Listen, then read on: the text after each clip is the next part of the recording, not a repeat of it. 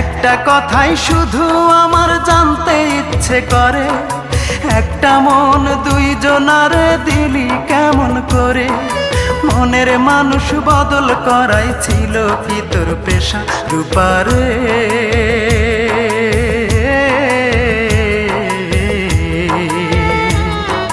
তোর ছাড়া এই মন আজ পায়নি সুখের দেখা, তোর ছাড়া এই মন আজ পায়নি সুখের দেখা।